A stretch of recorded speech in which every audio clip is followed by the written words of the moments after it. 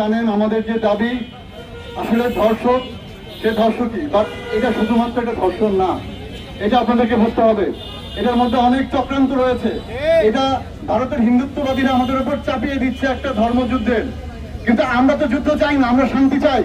এই জন্যই আমরা আজকে রাস্তায় নেমে এসেছি। অনেকে বলে যে আমরা দাঙ্গা বাঁধানোর জন্য এগুলো করতেছি, এটা ভুল। বরং যারা এই ধর্ষণের কাহিনীকে লুকানোর চেষ্টা করতেছে তারাই দাঙ্গা বাঁধানোর জন্য ষড়যন্ত্র করতেছে। আমরা চাই দেশের শান্তি। আজকে দেখেন দেশের প্রতি বিভিন্ন ষড়যন্ত্র কাজ করতেছে। গতকাল এয়ারপোর্টের আগুন আপনারা দেখেছেন। সবাইকে আমাদেরকে সোচ্চার হতে হবে, সজাগ হতে হবে, সচেতন হতে হবে।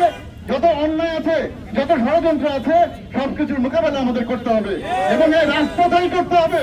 আমাদের ঘরে বসে থাকার আর অবকাশ নাই। সবাইকে আমরা রাস্তায় নেমে এসেছি আমাদের দেশ, আমাদের ধর্ম, আমাদের ইমান রক্ষার জন্য। আমাদেরকে আবার রাস্তায় থাকতে হবে, এর কোনো বিকল্প আমাদের নাই। এই ধর্ষণের ঘটনা এটা জাতীয় ইস্যু হতে হবে। এটা এই ইন্টারিম গভর্নমেন্টকে দায়িত্ব নিতে হবে। যদি যথাযথ বিচার না হয় আমরা ঘরে ফিরবো না ইনশাল্লাহ। আমরা এই আন্দোলন সারা বাংলাদেশে ছড়িয়ে দিব, আমরা ঢাকাতেও কর্মসূচি দিব ইনশাল্লাহ। আজকে এই পর্যন্তই, সকলকে ধন্যবাদ। আল্লাহ তাআলা আমাদেরকে এই ধর্ষিত মেয়েটির সঠিক বিচার যেন এই বাংলার মাটিতে হয়, আমাদের দ্বারা সেটা যেন বাস্তবায়ন হয়। আল্লাহ তাআলা আমাদের সেই তৌফিক দান করুন এবং সকলকে আল্লাহর কাছে আমরা দোয়া করবো সবকিছু আল্লাহর তরফ থেকে হয়।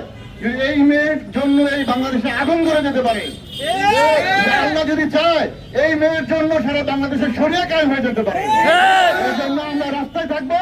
আমরা এই বিচার শেষ না হওয়া পর্যন্ত আমরা রাস্তা থেকে ফেরত যাবো না।